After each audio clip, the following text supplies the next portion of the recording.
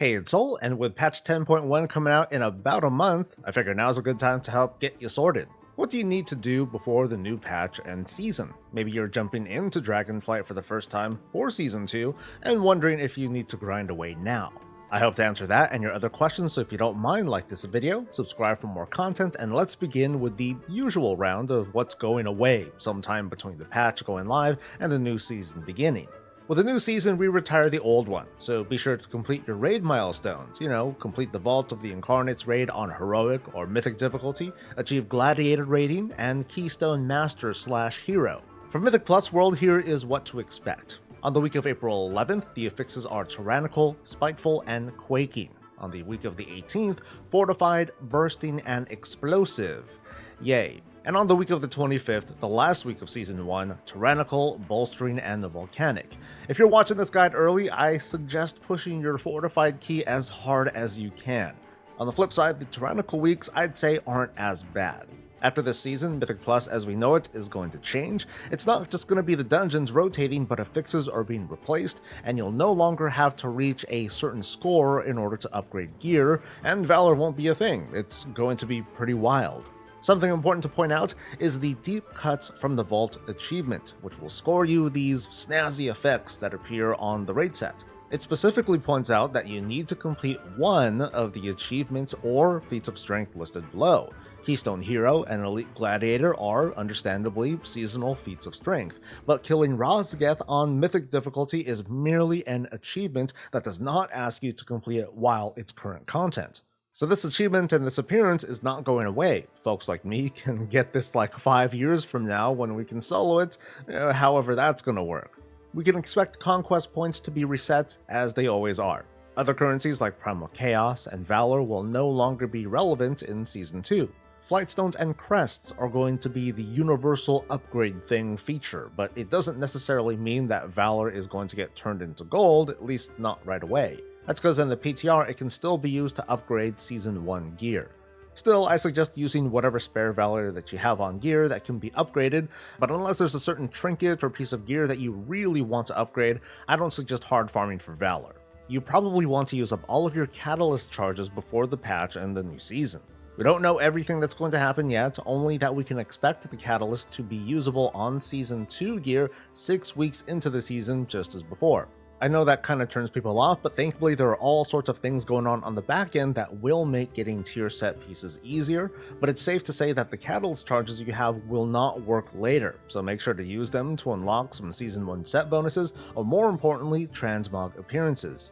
I know there was talk from the WoW team about how we may be able to take Season 1 gear or, previous season gear and be able to transmute it with the catalyst without any charges. Currently on the PTR, that's not a thing, and even if it was, there's no real change in player behavior. I still say just use your charges now if you can. Sparks of Ingenuity and the Old Infusion still work to make and upgrade Season 1 gear. In fact, your crafted 418s are going to get a nice little grandfathered upgrade to 421s. That's just a byproduct of how item level upgrades are going to work in Season 2. Primal Chaos is turning gray, but at least at the moment on the PTR you still need them to make Primal Infusions. Just like Valor, I don't suggest focusing on farming for any of this stuff now, but what you currently have might be useful. Crafted gear, as you've noticed, is pretty customizable. You can craft gear for yourself before the patch, and then in Season 2 you can recraft this Season 1 gear into Season 2 gear. It's pretty neat. The takeaway, I suppose, is to get your max level characters and alts and make sure that you at least get those free 5 Sparks of Ingenuity. That'll at least give you something to sit on for the future, and then if you want to get rid of them later, feel free. Typically, I give standard tips like, level your alts and get some extra gear from this place and that place so you can hit the ground running. And patch 10.07 goes a long way. Maybe it's kind of like the red carpet treatment that helps all of us get up to speed ahead of the next patch. From now until May 9th, so even during the first week of the patch, the Turbulent Timeways event is happening, which translates to time walking every week. As you've noticed, the dungeons are fast and they award more experience than the usual dungeon queue. Not only that, but the weekly quest that you get at max level will award heroic level gear up from normal. So now is a great time to level up alts. Patch 10.1 also introduces cross-faction guilds, so if you're not up for paying for a faction change, start leveling the exact kind of race class combo that you want and rejoin your friends on patch day.